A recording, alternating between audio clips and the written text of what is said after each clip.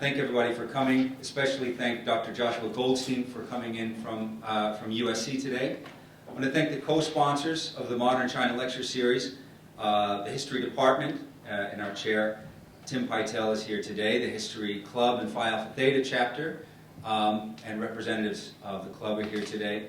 Also the College of Social and Behavioral Sciences, and Dean Rafiq Mohammed is here today as well. I want to thank all these supporters of the lecture series. Also the College of Business and Public Administration, University Diversity Committee, the Departments of Anthropology and Sociology, Fowle Library, the Intellectual Life Fund, and especially thanks to Iwona Maria Contreras and Pamela Crossan, who do so much to make the series possible. Dr. Josh Goldstein is Associate Professor of History and East Asian Languages and Cultures. He got his BA in Semiotics from Brown University, and his MA and PhD in Modern Chinese History from the University of California, San Diego. He's been on the USC, University of Southern California faculty since 2005. He was also an assistant professor at Franklin and Marshall College for 5 years, and a visiting faculty member at Yale University in 2002. He's lectured at Massachusetts Institute of Technology from 1998 to 1999. And at USC, Dr. Goldstein teaches the very popular general education course, China and the World. And also, a side note, he joined us just this morning for our finale session in early imperial China, standing in for the Sui Emperor to hear the entreaties of our many philosophical perspectives from our student presentations. So I personally want to thank Dr. Goldstein for humoring me and delighting my students with his presence. Dr. Goldstein is the author of many books and articles. Most notably, he's the author of Drama Kings, Players and Publics in the Re-creation of Peking Opera, 1860 to 1937, from UC Press, and he's the co-editor with Madeline Yue Dong of Everyday Modernity in China from the University of Washington Press. Please join me in welcoming Dr. Josh Goldstein. Thank you, Jeremy. I have to turn it on. See, I'm already screwing up. Okay. Thanks a ton, Jeremy, for that really sweet introduction, and it was great to meet your students, and I had a great time being the Sui Emperor. I'm still not sure what I'm going to choose as my ruling philosophy. I thank everybody for having arranged this and for showing up, because most people don't really have a great interest in talking about huge piles of waste. But that's kind of what I've been doing for a while. So I used to, as you could hear from the intro, I used to do Chinese drama and Peking opera history, and then I shifted to something kind of different, which is garbage. And this is going to be a fairly contemporarily focused discussion, though I would be really happy to dig into the history of it a bit. I hope it's going to make sense. I'm basically trying to figure out the core part of the book that I should have written 10 years ago and still have not written. There's been lots. I've gone to, as you'll see from the pictures, I've been following garbage in China for about 20 years now, and it's changing very rapidly. I'm trying to figure out how to make sense of it. So this is the first. There's going to be a lot of pictures here. So this is one picture from a garbage market, where basically, or recycling market. Lots of recyclables are collected, and then they end up at these markets and get sorted into different categories, and then sold down the chain for reprocessing. This was one that was just north of the Olympic, the big Bird's Nest Stadium.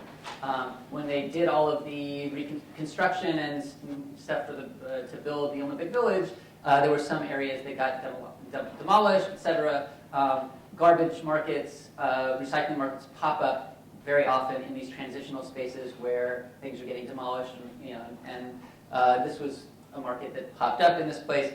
And as you can see, it doesn't just have, one of the things that was carted there as with no place to go as essentially waste was a Qing Dynasty stele that has on it a declaration of somebody getting a high exam ranking in the very late Qing. And this is, they just, along with the other stuff that they shipped over to this market, this was there.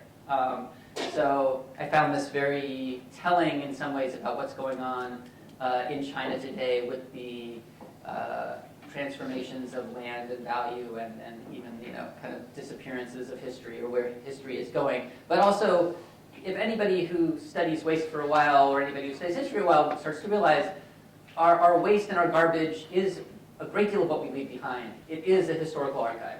Especially if you go back and do really old kind of archaeology, right? You're going through waste pits all the time and getting evidence. Essentially, what on some level, what I'm doing and what people who study garbologists do, right, is study society through the back end. Okay, let me see if I can use this thing. The other thing I wanted to get at is a little bit about the scale. I mean, garbage is really fun, or waste or recycling is really fun to study because the scales are so incredible, right? So here's a wire pile, and you get a sense of the size of it by this guy riding on a trike. But you don't really get a sense of it until you see, that's the wire pile, right? In one recycling place for one, this is what moves through this yard. This is all going to be, each wire is going to be put through a stripper, and the copper goes to one place or whatever, and the plastic goes to another, and then they will go and be reprocessed in different places. So you get scale on this size. This is all imported mostly from Japan and Korea, and you get scale on this size, right, which is all the little twist top up of every little bottle. Right, so you really, one of the really fun things about studying waste and recycling is you get these incredible glimpses of the enormity of society and the minutia that we, all these little minute things that then accumulate to become massive, and I think that's a really fun part of this stuff. So with that, what I'm going to focus on is not what is up here right now. What I'm going to focus on is domestic issues. What I'm going to focus on for most of what I'm going to discuss is how Beijing handles its recyclables and how that has been handled for the last 25 to 30 years by rural migrants. And the sector is by an informal sector. Right, so these are people that are unregistered, non-tax paying, et cetera. And I'm going to go into the size of that sector and all the things that it does. But as one more kind of big chunk of context, it's also useful and I think important to understand that China's position in global waste and global recycling trade is enormous. When China came onto the scene in the WTO in 2000 or so, it became the #1 destination for global recyclable waste or scrap. Let's not call it. So, all that good, waste copper, leftover metal, your plastic bottles, cardboard, all of that stuff. Every one of those forms of scrap, China dominates the market globally in all of them. It is cumulatively the biggest import in terms of value from the U.S. to China over the last 15 years has been scrap. Right? More than Boeing planes, more than computers, more than any scrap. Right? So this is one example of it. This is plastics. And you can see how the numbers get much, much bigger, very, very quickly. Right? And you should also realize that this part here is China too. Because what goes to Hong Kong really is just being transshipped right into China. Right? So China, in terms of the plastic scrap industry, it is the global trade in plastic scrap, pretty much without, there's no second. Sorry, I just wanted to do that too fast. Very fast, okay. So here's, more recently, this last year, in the 2014 in plastic scrap trade. This is even after all kinds of crackdowns have happened to kind of prevent certain kinds of plastic scrap from coming into China because processing plastic is quite contaminating in many ways. It still is growing, even despite the global slowdown, the economic crisis, et cetera, and the crises that are now occurring in China, it's still a huge import. Interestingly, in 2015, for scrap plastic, as for every other form of scrap, they are not submitting their statistics to the UN anymore. So China suddenly disappears, and then you get to see this like, oh my God, global scrap trade is really small now. It's like dropped to 1 billion.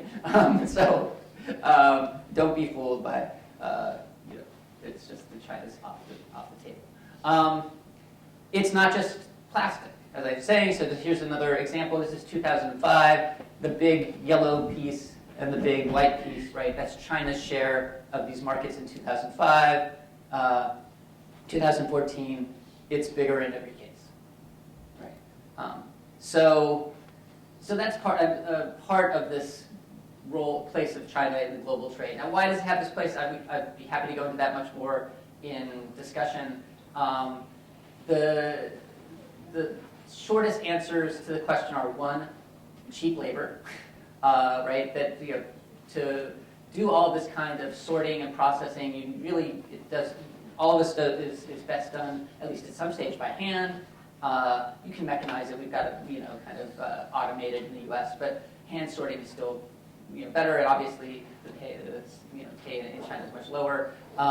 And the other reason is scrap goes to where the industry is, right? If you're not a manufacturing country, and the U.S. has become much less of a manufacturing country, then there is very little demand for scrap. China is, labor-rich and resource-poor. So it is a huge magnet for all of this kind of stuff. And it has been historically in some ways too, especially in the paper industry. If you go back to the early 20th century, China was hungry for wood fiber back then. There was a lot of scrap paper going to China even then. But these are the reason. A big part of this is that China's a manufacturing center. All right, so now into the stuff that I'm going to focus on, which is not the global trade, but what's going on in China, and specifically using Beijing as an example. All right, so Beijing, as you guys probably know, it's a city of about 21 million people. A lot of them are migrants at this point. It's been expanding enormously over the past 20 years. I'll show you some maps in a second. We can point out how some of that works. So Beijing's recycling since the 90s, and maybe even since the late 80s, has been dominated by a network of informal rural migrant scrap collectors. The numbers are, as you can tell, vague, right? There's no attempt by the Chinese government on any level to gather statistics on this sector, right? So everything has been done by maybe one or two scholars in China, mostly foreign scholars, and all kinds of weird number crunching that you do with, trying to discern the difference between these numbers and those numbers and who's missing. Oh, okay, we'll try to.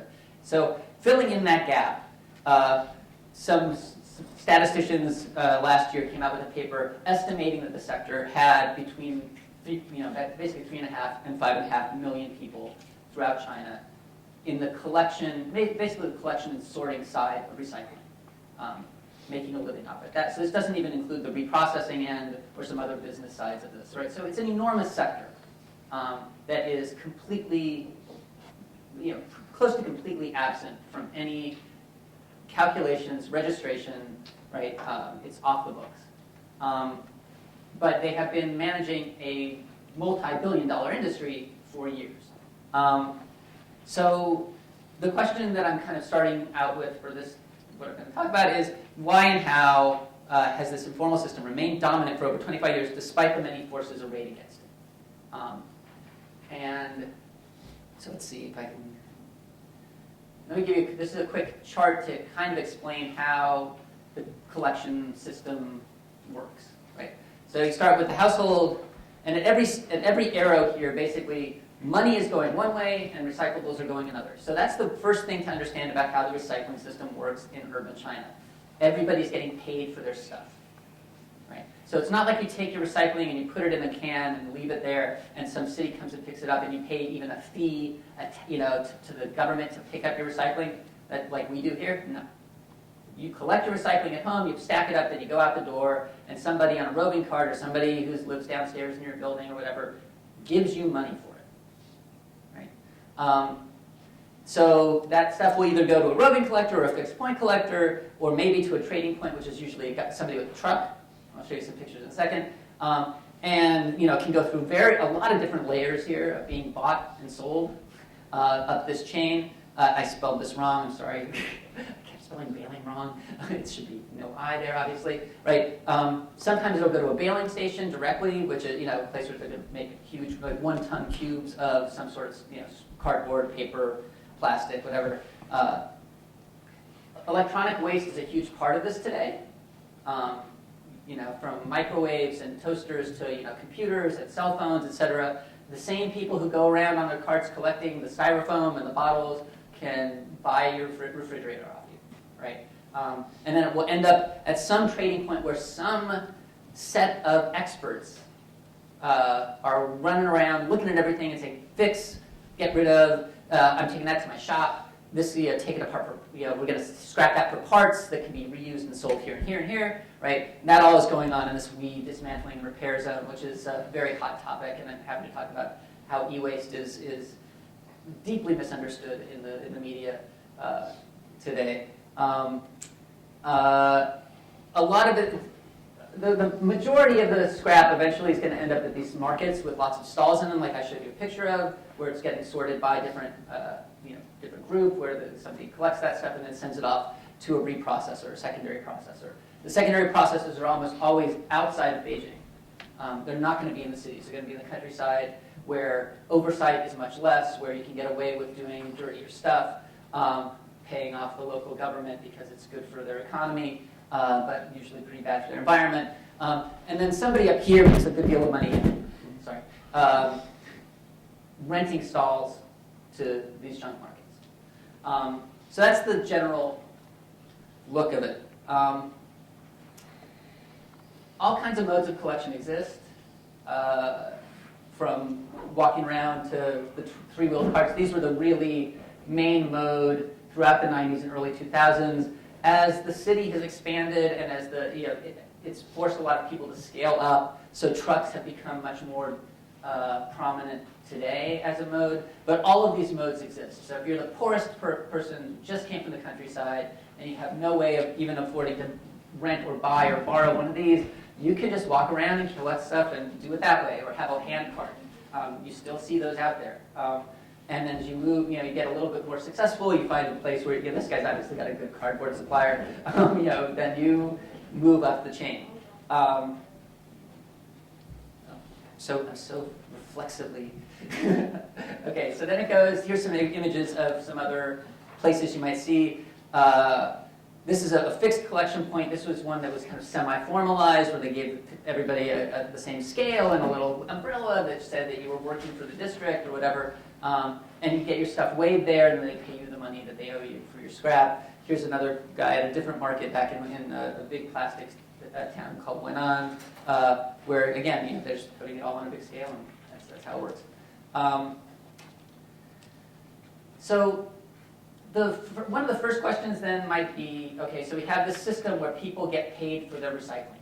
That's different than most places in the world. How did this come to be? Why is this the norm in China? And it's because, part of it is that it has a long history.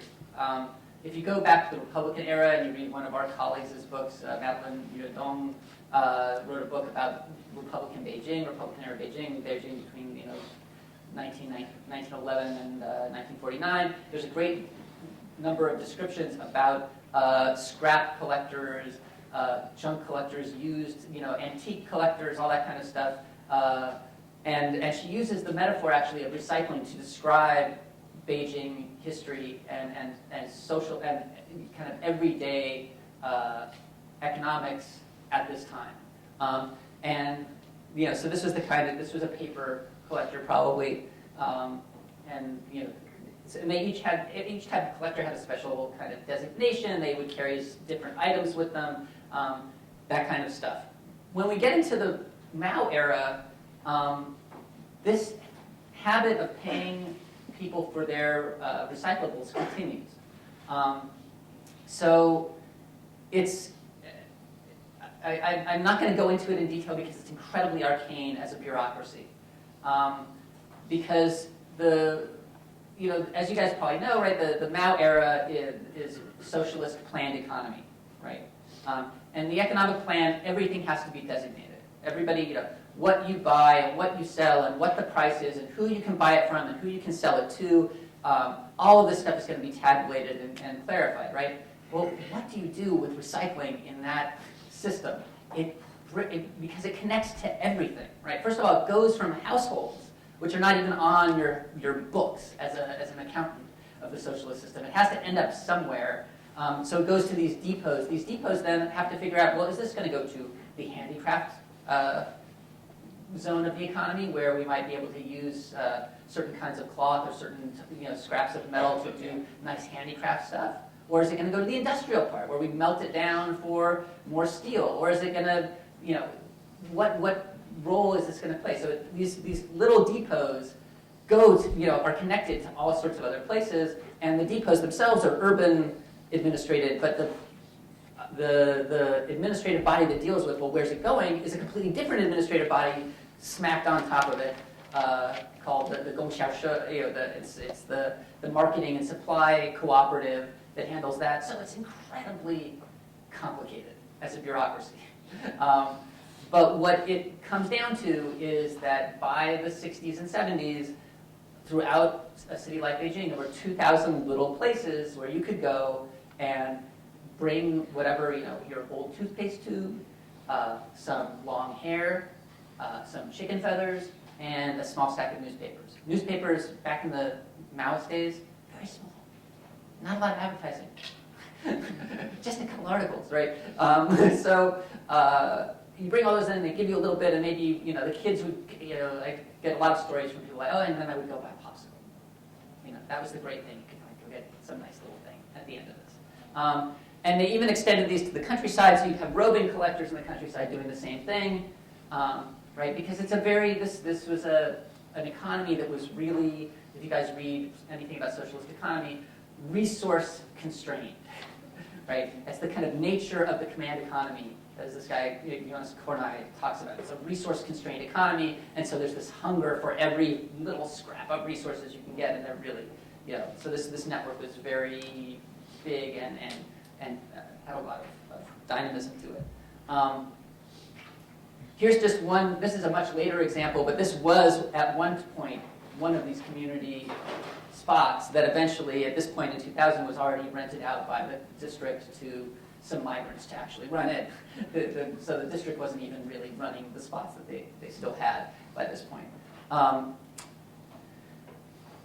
One little sidestep, because it's an important one to understand stuff, is to go from recycling to garbage, which was a totally different bureaucracy, a totally different administration, a completely different system, right? Which is, again, is really weird when you think about it from our perspective, right? Basically, in our world, in the US, right, we have garbage treatment, municipal solid waste management, and then we tack onto that some recycling, and it's the same basic, organization that does it, and you pay a little extra fee, and they do them both, right?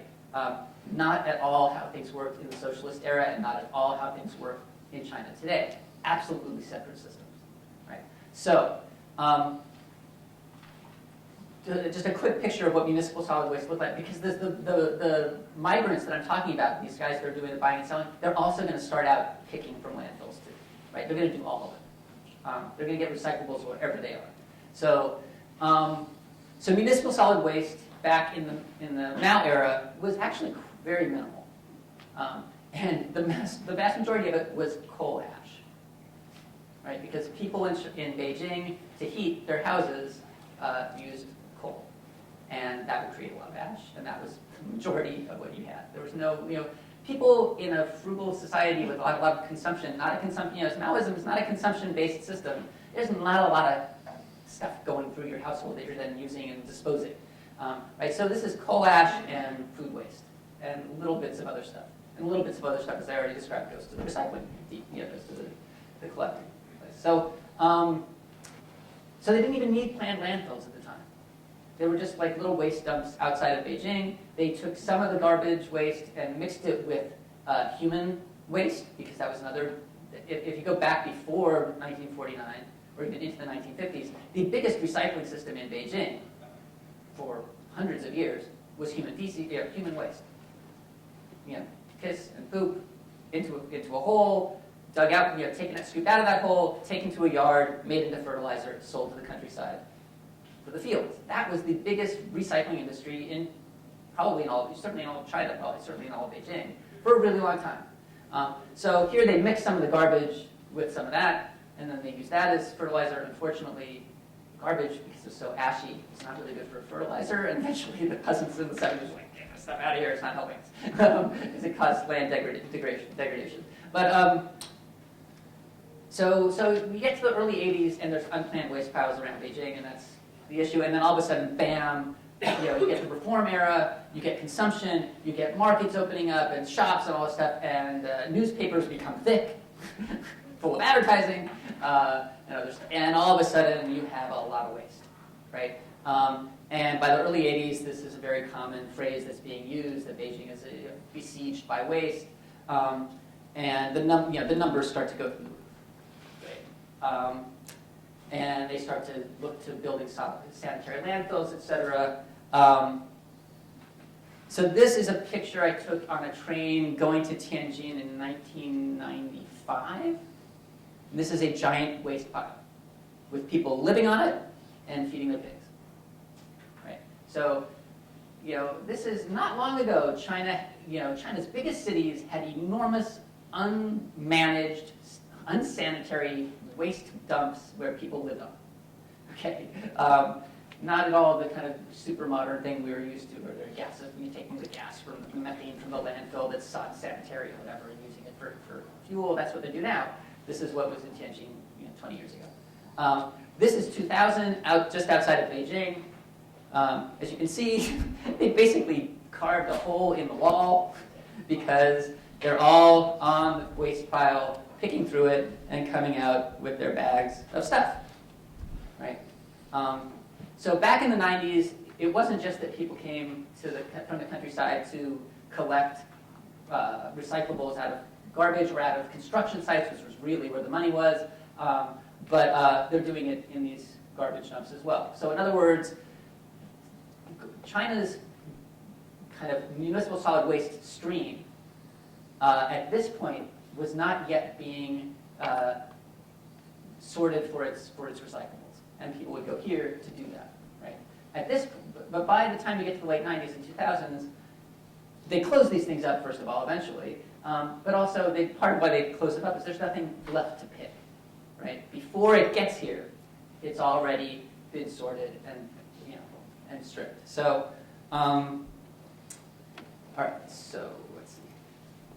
So to sum up, then, where what I've described, hopefully, sort of so far.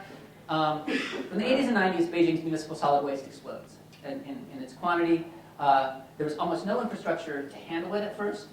The composition of the waste changed dramatically, right? So that by the time we're getting into the 90s, it's not just coal ash and vegetable matter. Watermelons. Watermelon rind is a big part, especially in the summer. Like you go through the statistics, and in the summer it's like 40% watermelon rind. How are you going to incinerate that? So now, and there's no system to extract the recyclables from this growing stream of recyclables. The Beijing's recycling system in the early 80s, for like really early 80s, it prospers because there's all this new stuff, right? And then it quickly collapses, right? It collapses for a bunch of reasons. The main one is that there's competition. Right, rural migrants are finally able to get out of the countryside. They were really clamped down there by regulations and laws into the 80s. But when the economy opens up to some market exchange, they start just saying, "Screw it! I don't care if there's a law against me going in. I don't care if I don't have the paperwork. I can survive because there's a market. I can survive and buy and sell food. I can find places to stay. They're not going to throw me out of the city the way they used to." And the migrants start coming in, right? And the migrants are able to completely decimate the planned system in competition. They're so much more efficient. They're so much cheaper. They don't have any bureaucracy to deal with. The bureaucracy is also not in any way set to deal with all of the new places, the new geography of waste, right? All these new markets and shops and all these new things are coming up, and the depots are just kind of had been there for a long time, just sitting there waiting for people to come, selling to the different parts of the bureaucracy they were supposed to sell to, right? And now all of a sudden, there's a whole new set of systems that are not working. And finally, another really big reason is the real estate market, Because in the 80s and 90s, and, anybody who follows China today, you guys know, right? Real estate is a big, lots of money. I mean, think about back in the 1980s, land and buildings were like, the rent was nothing, right? And now it's incredibly, it's like competes with the most expensive places in the world, right? So as this is happening, district governments and bureaucracies are going, well, wait a second, that little junk shop is not going to make any money, and I'm going to make a condominium. I'm going to build some apartments, I'm going to build some whatever. That I can make so much more money with this land, and they start abandoning their mission to open up these shops, right? So, so by the mid 90s, basically, the old network is completely decimated. By the late 90s, there's only 6 government shops, government-run collection sites left in all of Beijing. It's been taken over by the informal migrant system.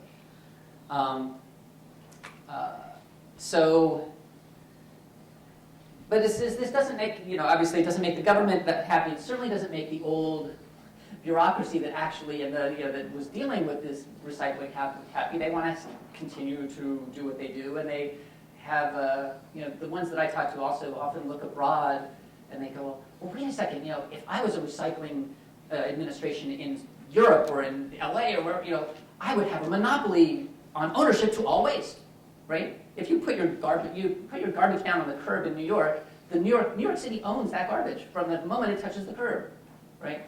So they're like, why don't I have that? I want that. It's like, sorry, you don't have that. So what I want to do is describe 3. I think. Did I skip something?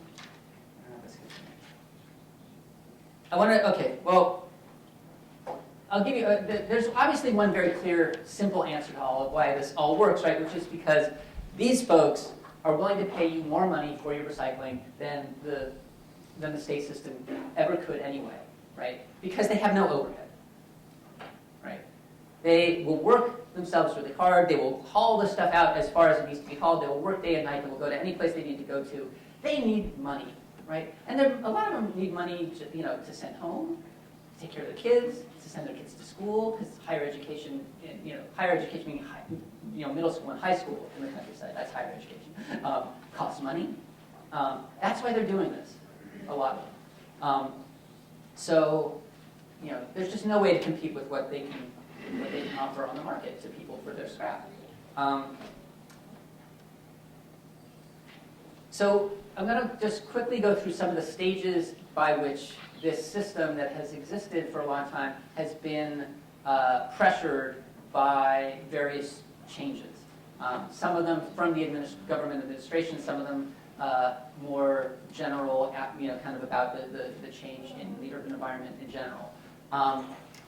This is somebody recently did a study where they went through whatever laws they could find that were at this website. There were national laws about waste, and it basically shows that the laws about informal waste collectors were all the way up until 2007 strictly prohibited. Right? There was no. So this is my basic take on this. I can give you my basic policy take on this is the informal migrants made an incredibly good, effective network for getting scrap out of the waste stream of Beijing. They did it for free. In fact, they paid people to do it. So there was no overhead to it. They were incredibly green because most of them were doing pedal power.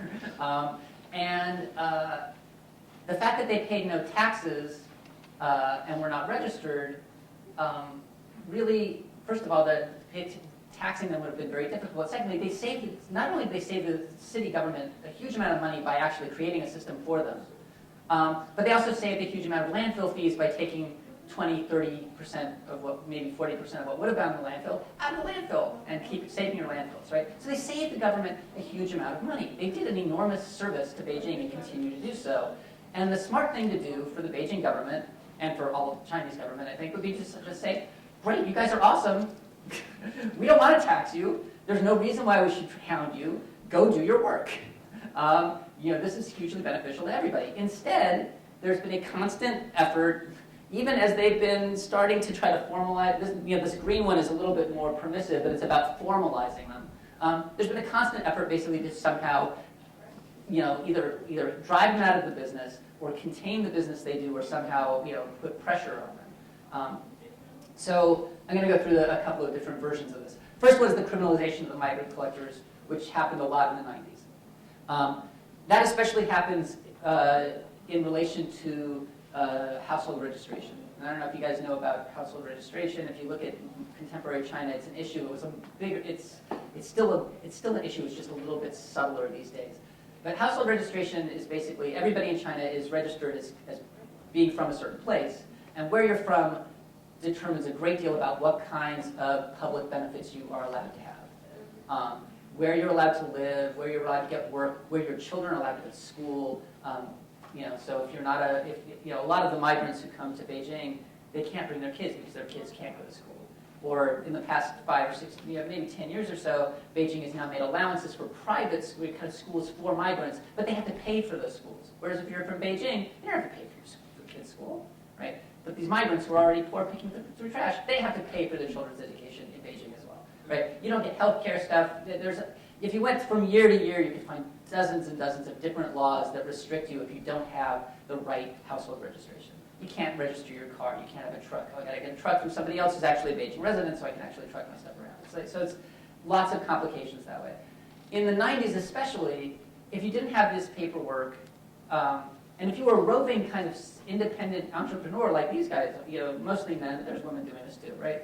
Then you have no excuse to be in Beijing. You have no paperwork to say you're there. If you had somebody hiring you for a work site or something, at least you could say, well, I'm not from here, but I'm working on that building, right? And they would cover your butt. But not if you're one of these guys, right? So they were constantly abused, right? And folks I interviewed would be like, oh, yeah, if they wanted to, they would stop you. They would say, I have a permit to do it, and they take it and rip it up and throw you in a truck. It's like, what permit? I don't see a permit. And they try to do it to get paid off. Some of the cops would get paid off for doing it, and then they ship you back home. And then you have to come back, right? I don't have any good figures for this, but from a survey I did in 2011 with some very helpful, wonderful folks in Beijing, 1 out of every 3 folks that was in that survey that had been in Beijing since 2000, like from early days, had been detained and sent home. And those are just the ones that were willing to say that they were. Everyone I got to know well who'd been in the business for a long time has stories about running away. It's very much like being an immigrant without papers in the U.S. So the first attempt was by the Beijing administration, by other administrations, and by the state recycling system itself was, how can we basically just shut these people down because they're competing with us? By the late 90s, they realized we can't compete with them. There are too many of them. They're too successful. So they go to the next round of a way to compete with them, which is, let's close down their markets. And if we can't close down their markets, what we'll do is we'll close down their markets and we'll open our own. And then we'll collect that stall rent, right? And there's a lot of money to be made in stall rent. So they go around to these markets and they go, look, these markets are horrible. They're a hazard. They can catch fire. All this, and all that, and it's true. This is an unlicensed market. Another unlicensed market. This is a licensed market. It's paved. This is the plan for it. Everybody's got their stall. It looks very nice, right? So in 2000, 2001, for about 7 or 8 years, this was the way that things worked. We'll shut down all the unlicensed markets because they're dirty and we can show to everybody how bad they are, and we'll build these licensed ones and then we'll collect the stall rent on them. Well, that was very disingenuous, right? Because the reason why those unlicensed markets look the way they do is because they're constantly being shut down, right? And so if you are the investor in that market, you have absolutely no interest in providing any sanitary, safe infrastructure because that's a lot of money to plow into something that's going to be confiscated and destroyed any minute, right? So the same guy that owned this market built this market in the same year, but it was at that time it was way outside, way in the outskirts of Pingguoyuan, which today is like, still kind of central Beijing. It's within the 5th Ring Road. Totally planned, everything, all the stalls getting set up, good ways to drive into it, because the folks in Pingguoyuan were willing to give him a contract that said he could keep this land for 10 years. Right? And he's like, great, I'll invest in it. Right? So So basically from about 1999 or so to about 2000 and, about 2008 or so, the general rule was close down our markets, open our own. That was the Beijing government's way of trying to deal with the informal sector. So this is a map that has this is only a handful of the markets that existed ever in Beijing. There's been hundreds of them. These are the ones that I kind of visited pretty frequently. The ones that are stars like this are official markets. The ones that are stars like this are unofficial ones. I kind of got obsessed with this. This is really boring, I'm sorry, but I found out that I can go back in time in Google Earth, and it's really fun. So I found, so Chaoyang Market, the first place that in Beijing, the first district, the way that the recycling system worked was that it was divided by districts. So it's not the central municipality of Beijing that controlled the official recycling system. It was each district had its own office. So the Chaoyang folks were the first ones to figure out this idea of we're going to open our own market, shut down all of theirs, and they're all going to come to us. So that first market was here, and again I misspelled Bailing. So this is the market, and here you can see all the little stalls that they rented out, right? And they realized, and they recouped all of their investment in making that market within 2 years, right? And started to just make, churn out profit. So, and there's like a good couple of million yuan going into like making this thing. But then they realized fairly quickly that there was more money to be made by bailing. And also it was less disruptive to the growing communities that were coming out around there. So they bulldozed it in 2004, and they built a bailing station, which is still there today. That picture that I went by really quickly, this was a Haidian district market that got open, and the reason I have this picture is this is always the dynamic that was the problem, and continues to be a problem in Beijing, which is that this makes you a lot more money than this. And these things are going up all the time, right? And so you can open this for a second, but eventually, if you're, the district government doesn't have complete control over land use in a big municipality with a lot of big heavy hitters, right? So they might say, we're setting aside this land for a market, but when it gets ringed by all of these, the people here don't want this thing here. And the Haidian district starts to go, well, we're not making enough rent, and they bulldoze these things too. So even the state-run markets don't necessarily last all that long. So that's the Chaoyang one. This one is my favorite one because this was the biggest market in all of Beijing for quite a long time. It's called Dongxiaoko, and if you look up on the internet, you'll find many reports about Dongxiaoko. This is where I did most of my hanging out. So this was Dongxiaoko in 2003. There was nothing there. It's a field. 2005, it is on its way to becoming the biggest scrap market in all of Beijing. Those are all the stalls. This is the middle area where there's some weighing stations. By 2008, the guy who ran the market, the big landlord, opened up his own paper and bailing operation within the market. In 2013, it got bulldozed. In 2015, it has a couple. Right, and all of Dongxiaoko is going to this. The Dongxiaoko was a part of Chongqing. It's pretty far outside of, kind of Fifth Ring Road of Beijing, pretty far on the outside, as you can go back to that map. So it's way up there. This is downtown central Beijing. It had been the mecca. It had basically decided that it was going to hang its, make its money off of recycling and just let the migrants go wild. So there's a lot of big markets there. In the last year or two, it's just completely pulling out of that and just kind of bulldozing every market that's there.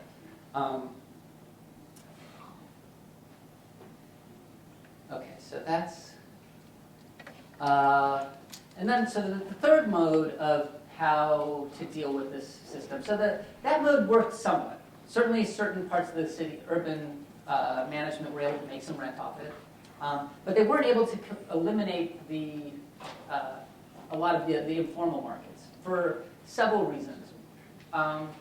One of which is that the way Beijing land management works, or it has worked until recently, And the way land management works in every city in China is that there's lots of these discrete entities, especially as the cities expand.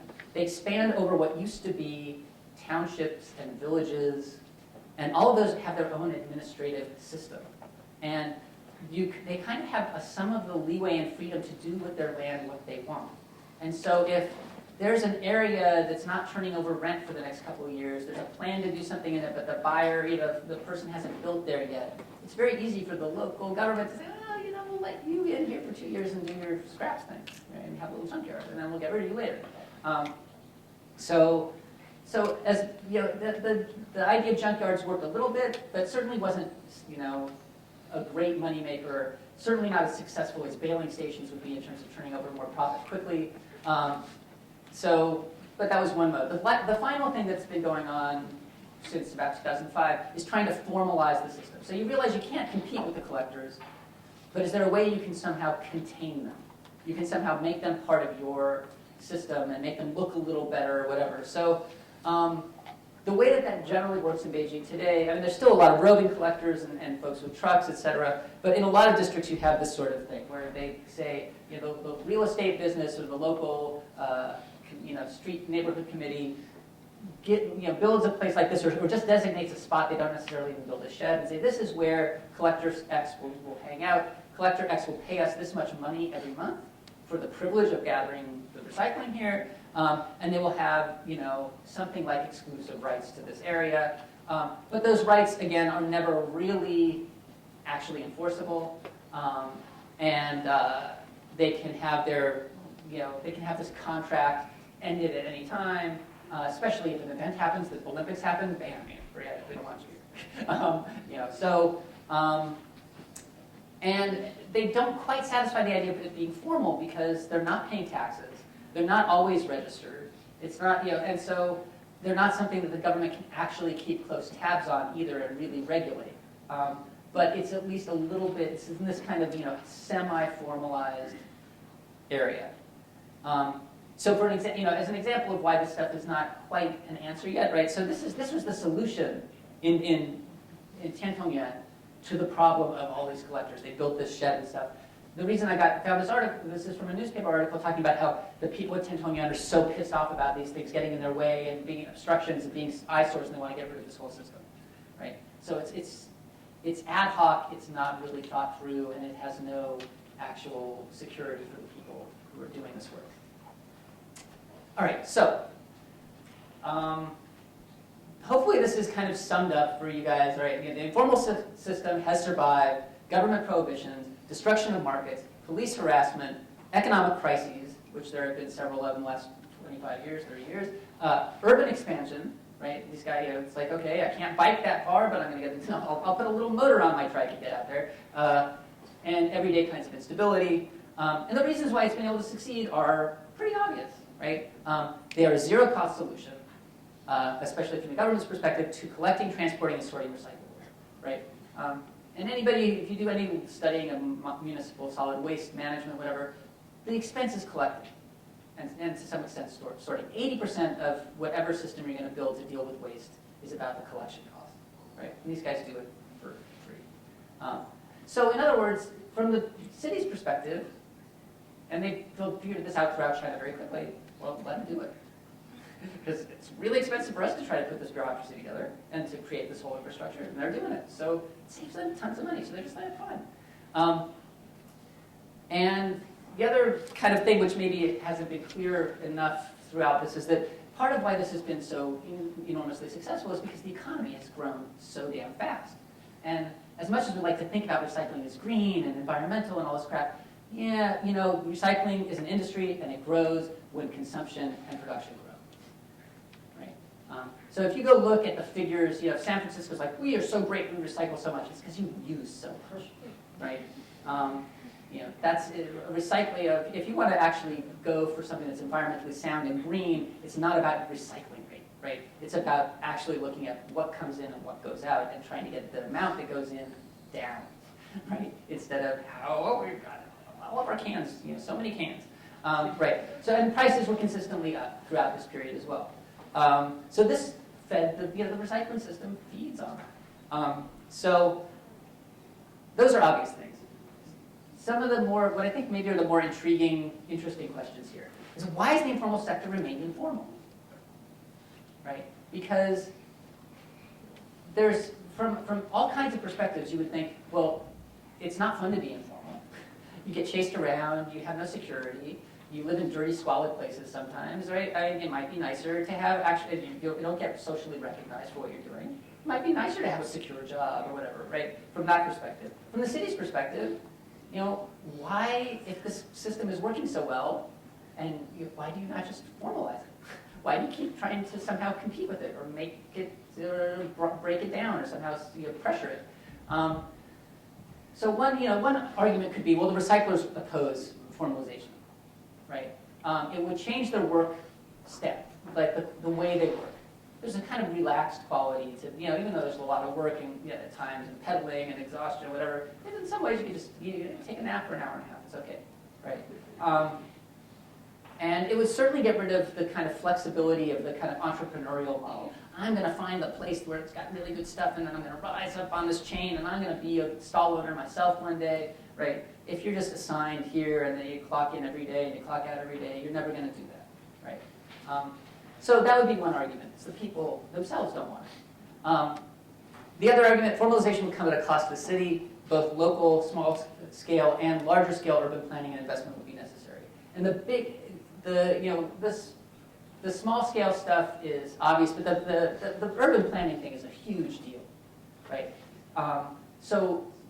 Because it really means, you kind of designate a place and decide, I'm going to gather this much rent there for this long. It might not turn as much profit as this or this or that, but I'm just going to do it because it needs to be done for the infrastructure of the city. Beijing bureaucracies refused to do that for up till now. And I can go into that more, but there were rumors back in 2006, 2007, 2008. The plan will come out, the 21 depots that are going to be where all recycling will happen, and they're going to designate those spots, and I want to be on that list. I've got my Zhong Xiaoko was going to be one of the ones on that list. The guy who ran Zhong Xiaoko, in jail for killing somebody over a land dispute. The guy who ran the Feng Tai market that I showed on the map, was trying desperately to start his own, like a separate recycling association from the national one, because it was like the Beijing, they don't even recognize us as participating in the system. So it all comes down to that large land piece. But finally, this is the one that I think is the most important. If you formalize these people, you have to recognize their collective power. The big difference between China's recyclers, informal recyclers, and informal recyclers almost anywhere else in the world is that they cannot organize. They are not allowed to come together and create their own associations. They are not allowed to collectively bargain in any way. If you go to Brazil or Colombia or even New York, you have recyclers who get together in organizations and fight for their rights to do certain things. Right? But that is absolutely not possible in China. So that's the first set of questions. The other question is, why do ineffective, highly subsidized state recycling companies still exist? Some of them have been fully privatized, but Beijing still has a couple. In Haidian district and Shuanyu district are the two that are still directly subsidized by the government. Other ones get all kinds of privileges, but they're not directly subsidized. So why do these things still exist? One reason is that some of these recycling companies still have sways in the district government, and they are able to lobby for their interests. So there's give us money, we're going to build a baling station. That'll be profitable. We'll show you, that'll clean things up or whatever. But this again gets back to what I think with this same one here. I think the reason why they won't officially just say, hey, you guys did it. You built a system. It works. We're going to just recognize the huge contribution you do, is that if they actually recognized it as a model, and that the sector of informals would basically give those people, that collective group, a status in government bargaining and economic bargaining that they don't want to give it. The state is not wanting to give that kind of this group of migrant rural folks who have risen to the point of being, some of them really well off and very successful, but they don't want to give them, as a group, the recognition. You can pick one off at a time and say, oh, you're a Communist Party member now. We'll let you make your thing into a corporation, you can be in the association. But to bring all of them in and say, you know what, you can organize yourselves into your own association because you're a professional body, would be to give them far too much political and economic power. So in the end, this comes down then to maybe two different arguments. One that one or two other scholars, there's very few people who work on this stuff, but have made, which was basically the government is tolerant. This is the kind of the happy version. Well, the Chinese government is tolerant. It turns a blind eye to the informal recyclers and their constant tax evasion, which they should be in trouble for that, and allows them to make $1 billion a year or more in Beijing and all these other places. It makes lots of money, right? So one version of this is, hey, this is fine. The government's not that bad. And the people are making money, and they're able to get away with this. So this nice gray area of semi-formalization, or whatever, is cool. I guess I tend to side much more with this version. The government saves hundreds of millions of dollars every year in recycling and waste management costs, and still does so by constantly holding a threat over these people's daily lives and businesses, and terrorizing them on some level, confiscating their stuff when they want to at will, and blaming them for the kinds of pollution and damage that really they have almost nothing to do with. And that's, I think, what I find frustrating. So that's it, I think. I don't know how long that just took. Oh, that's great. That's perfect. Thank you, Dr. Goldstein. Yeah, please. We'll open up to questions now. Yeah. Is there a reason why China's so poorly resourced? Like, you said that they import a lot of stuff. No, they're not, well, they are not endowed with, China this has been just kind of true historically for quite a long time, right? Their resource endowments in many ways are not as wonderful as the US, where we kind of like, hey, let's have a massive, genocide and some smallpox and whatever, wipe out a huge population, then have this beautiful land that has tons of resources under it, and just wow, it's great. They don't have that in China. They have 3,000 years of working that stuff to death, and a population that's 4 times the size of ours, and they shifted into manufacturing. Right? We shifted our manufacturing burden onto them to some extent, right? Which is especially important if you want to talk about accounting for CO2 emissions in the world today, right? I mean, we basically took a huge chunk of ours and said, here, you do it, and now we'll blame you for making the globe so warm. So that's the basic reason that there's forests not as many. What's there? They're trying to preserve now. So wood fiber is important. Oil, not a lot. Plastic basically is oil, right? Copper, metal, so, yeah. Like with leftover food or hair, what could you do with that? What is its function pretty much? Well, in the olden days, there were things to do with it. These days, there's still, we're trying to do this today in the U.S. also, composting and stuff. And in China, they're trying to find better methods of composting that are more, acceptable to urban people today. Yeah, back in the 50s, 60s, and 70s, it was just like that people there were farms much more close by, and people would come to collect leftover food and slops and all that for pigs, and that was very common. Now it's people like, oh, it stinks and whatever, right? So food waste can be used for composting and that sort of stuff. There's also, what I didn't go into, did I ever? I don't know. I never went into the whole danger of what's happening today. Here's some extra pictures. Yeah, so I didn't go into this stuff, which I can go into later. But hair was sold for wigs back in the 50s, 60s, and 70s. It was a huge export, actually. They made a lot of money off of very long hair. I mean, I think it even still is today. Some, it's a really nice long piece of black hair is worth something in the kind of beauty economy.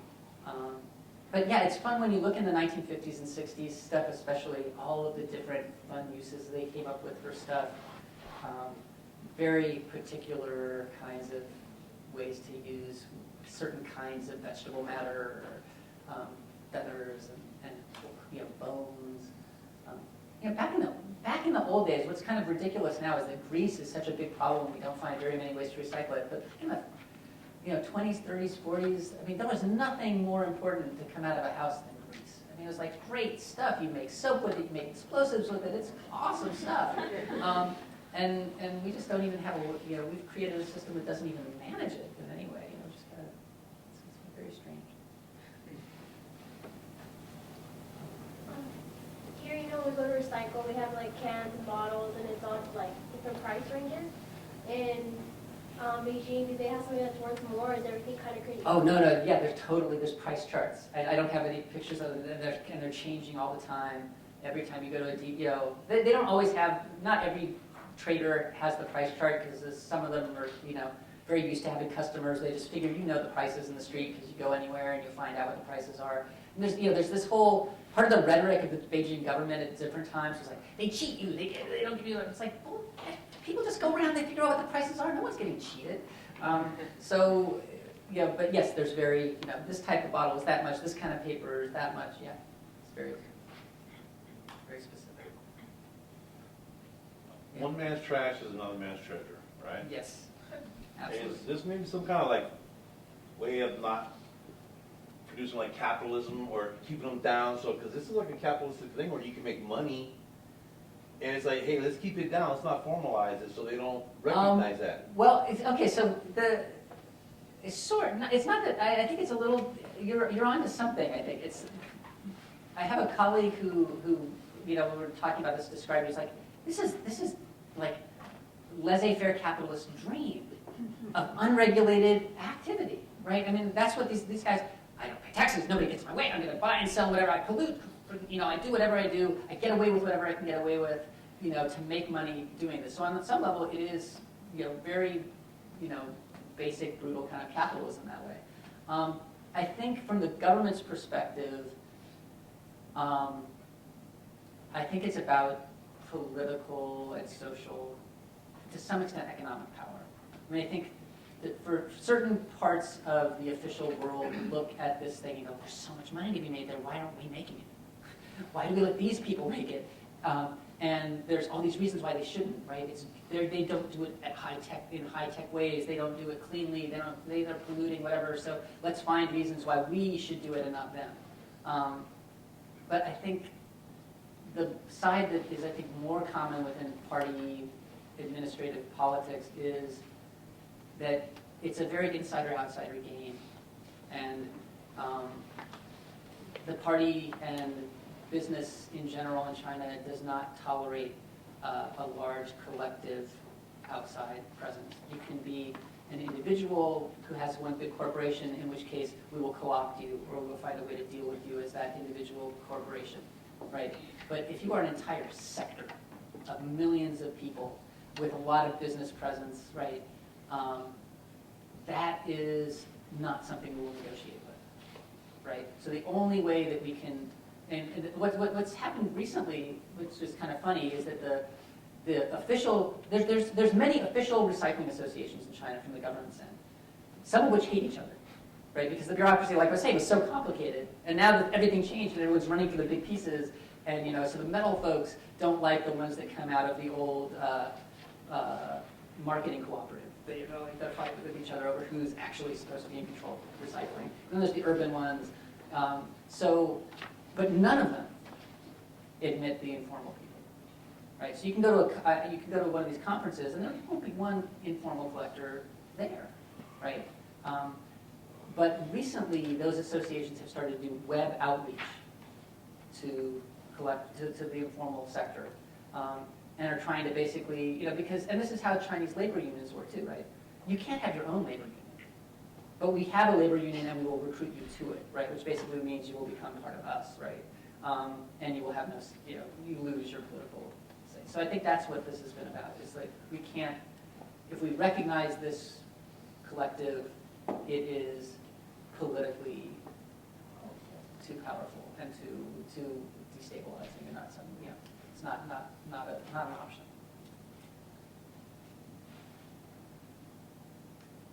I have so many questions, but this is such a cool presentation, Josh. I really loved it. What Josh and I did at UCSD with Paul Pickowitz and Joe Eschrich, they like to call history from the bottom, and you definitely took this to the extreme. We do it as opposed to the elite kind of history. And I was speaking with some people about Ezra Vogel's book about Deng Xiaoping and how he overestimates the top-down quality of the reform era. He gives Deng Xiaoping too much credit as this wonderful, brilliant mastermind of reform. And you're showing really the exact opposite here. That is, I use in my PRC class the metaphor of either a surfer or a puppeteer. What are the rulers actually doing? And here they're surfers just trying to stay on top, trying to stay in front of this, and they go back and forth in these roles.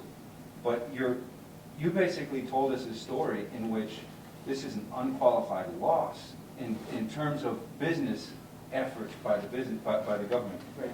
They don't have to worry, because in a way this is as you call it, a zero-cost solution, but it's lost potential gain in terms of the control and in terms of the profit that they could be making here. So it's zero cost, but at the same time, they're the big losers in this. And I guess keeping everybody atomized and fractionalized is convenient and works from the government's perspective.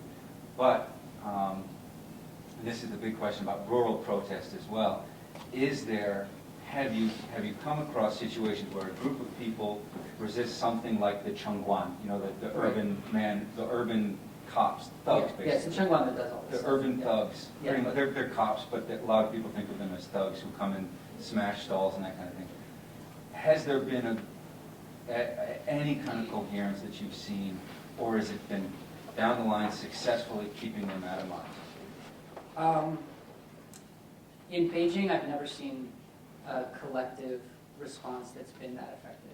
But part of why I think there hasn't been one is because the market's so good, right? So, the response is, because there's not any formal recognition, right? But there's, as you get, right, there's a whole informal network here. And it has its hierarchies, and it has its bosses, and it has its, right, so, and patron-client relationships. So,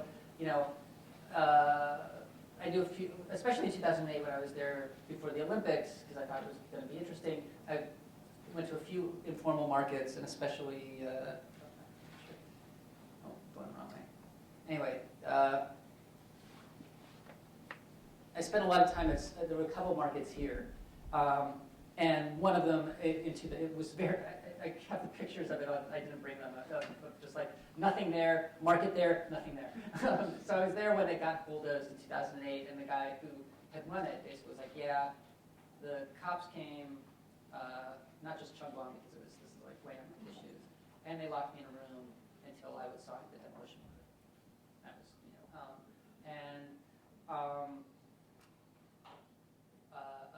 was my point?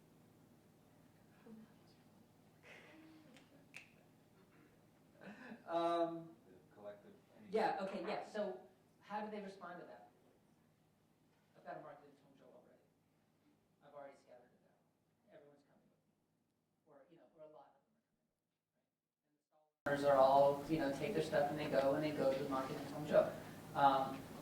Another 5 kilometers out or whatever, but it's still, there's a trust relationship between these guys, right? And so I think that has been a lot of how things have worked in places like Beijing. In Wenan, which was the plastic processing capital of North China. So all of the plastic that was collected in Beijing, 65 to 80% of it went to this one county, about 2 hours from Beijing. And similarly from Tianjin, you got stuff there from Heilongjiang, you got stuff there from Xinjiang. It was just like this enormous center. That got, after years of crackdowns, finally a new general party secretary came into the county and completely shut it down in 2011. And you did get some, at least online resistance, a lot of people complaining, but again, a lot of folks scattered, are there, there must be informal networks of friends, family, people who know you're a hard worker, you're gonna go to a different place, that kind of thing? Or do you hear people's livelihoods completely? Oh, no, some people's livelihoods get completely smashed. And there were people who went on who lost and didn't move on to do anything else. There are people that go back home, the collectors who end up going back home. Right now, things are really, like the current moment in China is a very different moment, right? The economy is tanking, the prices are falling, manufacturing is slumping, right? So all of these folks who are recycling, who are from the countryside, are every year now trying to think like, am I going to stay here another year? Or am I just not making enough to make this worthwhile, right? And that was the final slide that I had, was the kind of the pressures that are existing now. Right, so there's been a huge wave of crackdowns that, especially on the secondary processing places. I don't know if you guys have ever heard of Guiyu. It's in South China. It's been hyped as the e-waste capital of the world, and it's terrible kind of toxic pollution from handling computers and other forms of electronic waste there. It existed for about 15 years. Very well known. Kind of Greenpeace did a study on it in 2001, 2002, Basel Action Network. It became very publicly known throughout the world that this place was this, that this was going on. The government really didn't change it until the economy started to tank, right? And I was like, oh, okay, and we'll move them all into a yard. And now it's like it's drying up. So, there's a wave of crackdowns that's going on. There's this reorganization is going to probably affect Beijing, right? Because part of what I was saying is like all these markets that pop up, part of the way they pop up is because the administration of land is so loose and weird. But if it's going to be centralized in the Jing-Jing-Ji plan, then you might have a lot more trouble doing that kind of thing. This is a newish phenomenon in the last 10 years, but it's gone way whole hog in the last few. Foreign investors up the wazoo investing in incinerators. Incinerators in China are a really bad idea at the moment. One, because it's the only way you don't want incinerators where you don't have complete transparency about what's going in and what's coming out. And if you can't trust the person running the incinerator to tell you the pollution that's coming out, you really don't want it in your backyard. But even more to the point, there's a lot of food waste in Chinese garbage. Food waste has a lot of water in it. Right? So unless you have a really good way of dealing with the water and the sludge, if you press that water out, which is the yucky, toxic stuff, you're going to be having to throw coal in to burn your garbage and to get the temperatures high enough to make the incinerator work properly, right? But everybody likes to fudge the numbers and whatever, and so it's really a crummy idea, but they've been putting huge amounts of money into it. It's a central government-supported project. Beijing has a bunch of new enormous ones coming online any day now, and so there's ways in which what I was talking about at the beginning, right, was that the bureaucracy of waste, of municipal solid waste and garbage, the bureaucracy of recycling, were separate, and they remain separate all the way up till the 90s, 2000s. They're now converging again, right? And especially with this kind of initiative, source separation, where they're trying to be like, it's going to be all in one, we'll deal with the recycling, we'll source separate, we'll have garbage there, right? And this is also another way of trying to maybe edge the informals out, right? So there's a bunch of these bureaucratic games happening. I'm sorry, that was very long. Has there been any environmental protests? Oh, yeah. Yeah, incinerators especially, somewhat to landfills. Urban folks, better off urban folks especially, they don't want an incinerator. And that has caused a lot of them to relocate in places like Beijing or Guangzhou, or every big city has had this issue. And so that's what's less common, though, is happening in a few NGOs and a few pretty interesting folks, is that they realize that those middle class folks who don't want incinerators realize common cause with the informal sector. That's not very common. They don't, most of those rich folks don't really see the connection, but a handful of them do and start to realize, oh wow, these people actually are also having their interests, and they actually might have a role to play in making Beijing a good place too. And this whole, incinerator plan gets in the way, not of just us, but of them. But that's not as common.